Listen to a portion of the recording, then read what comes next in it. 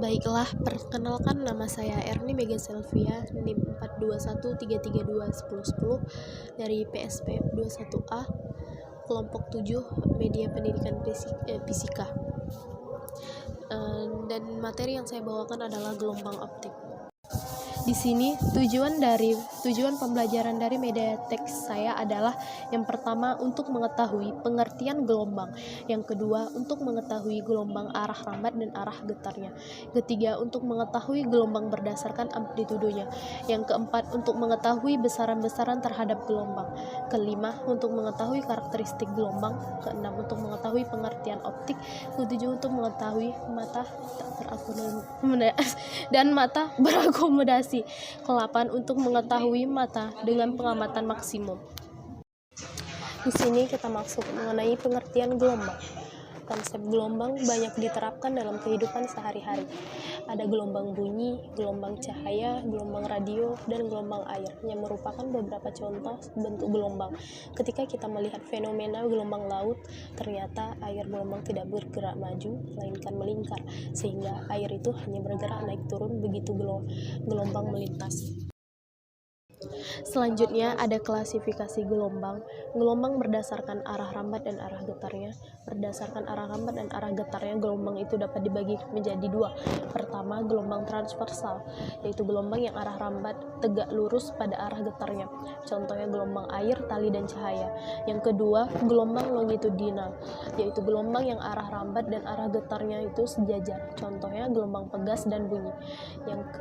Selanjutnya ada gelombang berdasarkan media perambatannya. Berdasarkan mediumnya, gelombang ini juga dapat dibagi menjadi dua. Yang pertama, gelombang mekanik, yaitu gelombang yang membutuhkan media dalam merambat. Contohnya gelombang tali dan bunyi.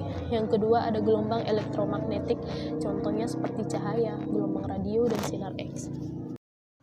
Selanjutnya ada gelombang berdasarkan amplitudonya. Berdasarkan amplitudonya, gelombang itu dapat dibedakan menjadi dua jenis juga.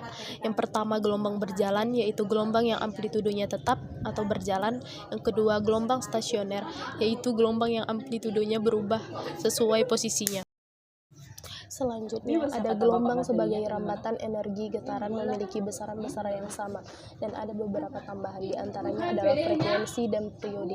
Yang kedua, frekuensi gelombang adalah banyaknya gelombang yang terjadi tiap detik, sedangkan periode gelombang adalah waktu yang dibutuhkan untuk satu gelombang.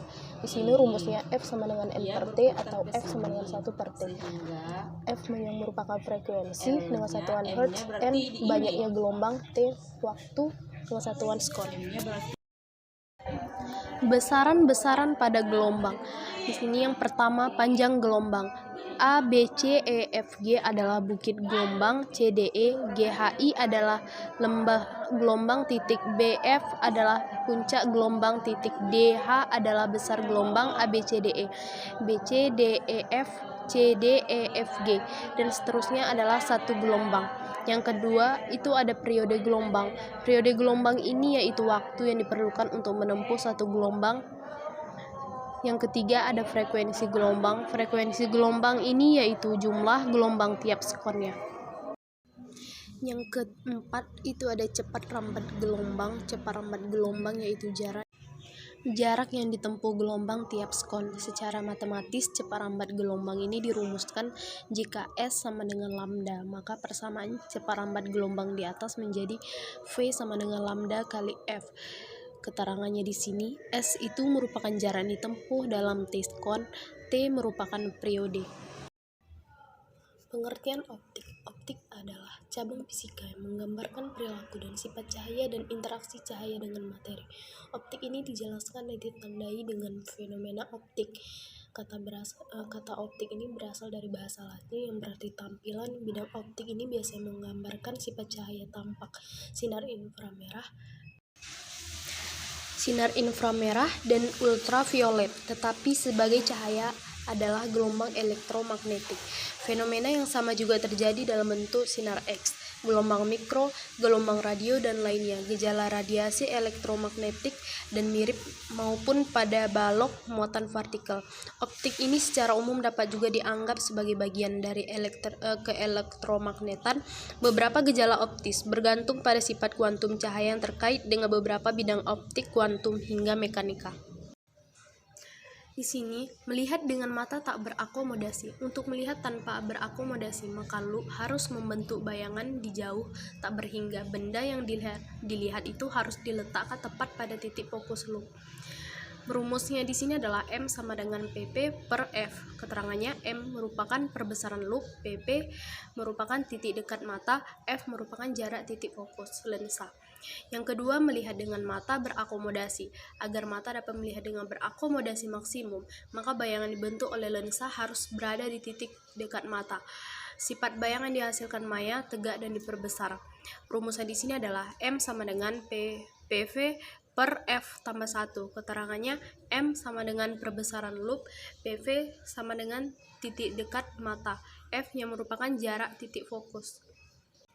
Selanjutnya, pengamatan dengan akomodasi maksimum. Untuk pengamatan dengan akomodasi maksimum, maka bayangan yang dibentuk oleh lensa okuler harus jatuh pada titik dekat mata. Di sini rumusnya M sama dengan MOBY kali MOK. M sama dengan SI per SO kali PP per F okuler tambah 1. Yang kedua, pengamatan dengan mata tidak berakomodasi. Untuk pengamatan dengan mata tidak berakomodasi, maka bayangan yang dibentuk oleh lensa okuler harus berada pada titik jauh mata. Rumusnya di sini M sama dengan MOBY kali MOK.